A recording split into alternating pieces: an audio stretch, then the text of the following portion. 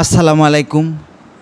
আমি Nazmul Hasan, veterinary field assistant, উপজেলা প্রাণী সম্পদ দপ্তর ও ভেটেরিনারি হাসপাতাল, মেহেরপুর সদর।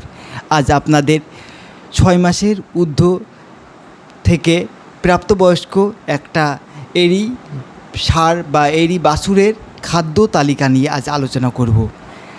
প্রথমেই আমরা গরুকে যে খাবারটা খাই, এটার জন্য আমরা জালাউদ্দিন স্যারের বই থেকে আপনাদের এই পরামর্শ দিচ্ছি, কী করে খাওয়ালে আপনাদের গরুটা মোটা তাজা হবে এবং গরুটার খাবার গায়ে লাগবে। প্রথমে খাবার খাওয়ার আগে কৃমির ওষুধ দিতে হবে। এটা তো আপনারা জানেন, কৃমির ওষুধ না খাওয়ালে কিন্তু খাবার খাইয়েও কোনো লাভ হবে না। একটা গরু 3 মাস পর পর কৃমির ওষুধ দিতে হবে। তাহলে আর কথা না বাড়িয়ে আমরা মূল টপিকে যাচ্ছি। প্রথমে আপনারা 100 কিলোগ্রাম দৈহিক ওজনের জন্য দৈনিক 1 কিলোগ্রাম খড় খাওয়াতে হবে। এই খড়ের সাথে 250 গ্রাম আমরা ঝোলা গুড় দিয়ে খড়টাকে মিশিয়ে আমরা গরু 6 মাসের ঊর্ধ্বে গরুর বাছুরকে খাওয়াতে পারি। এবং 100 কিলোগ্রাম দৈহিক ওজনের জন্যে, মানে 100 কেজির একটা গরুর জন্যে আপনার 3 থেকে 4 কিলোগ্রাম কাঁচা ঘাসের প্রয়োজন হবে। 3 থেকে 4 কিলোগ্রাম কাঁচা ঘাসের প্রয়োজন হবে। এবং খড় এবং কাঁচা ঘাস সম্বন্ধে ধারণা দিলাম। এবার আমরা 6 মাসের ঊর্ধ্বে দানাদার খাবারের তালিকা, 6 মাসের ঊর্ধ্বে গরুর বাছুরের দানাদার খাবার তালিকা কি কি থাকতে হবে। প্রথমে আমরা দানাদার খাবারের তালিকায় গমের ভুসি থাকতে হবে। গমের ভুসি থাকতে হবে আপনার 40 কেজি। চাউলের কুড়া থাকতে হবে আপনার 40 কেজি। খেসারির ভুসি থাকতে হবে 10 কেজি। খোল থাকতে হবে 10 কেজি। ঝিনুকের পাউডার বা হাড়ের গুঁড়া থাকবে 2 কেজি। লবণ 1 কেজি এবং ডিবি ভিটামিন 100 গ্রাম। এইগুলোকে মিশিয়ে আপনি দানাদার খাদ্য তৈরি করে আপনার গরুকে খাওয়াতে পারেন।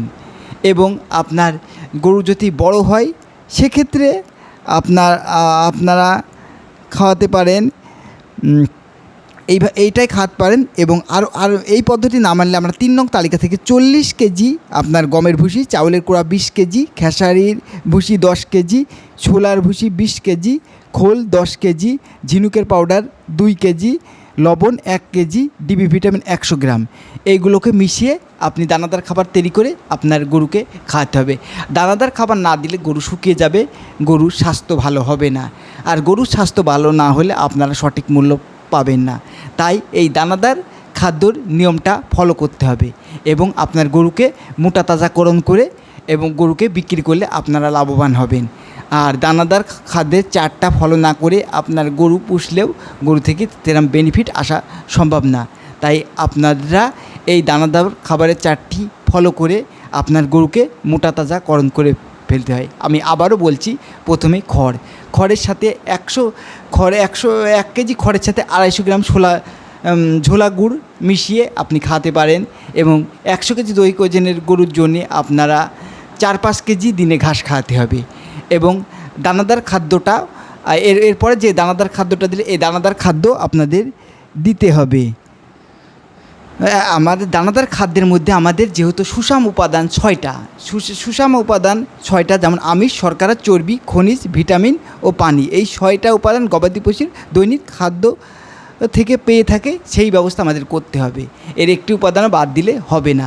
এইভাবে আপনি গরু পালন করলে আপনি লাভবান হবেন এবং আপনি উন্নতি লাভ করতে পারবেন এবং আপনার গরুগুলো মোটা তাজাকরণ হবে এবং আপনি গরু বিক্রি করে লাভবান হতে পারেন।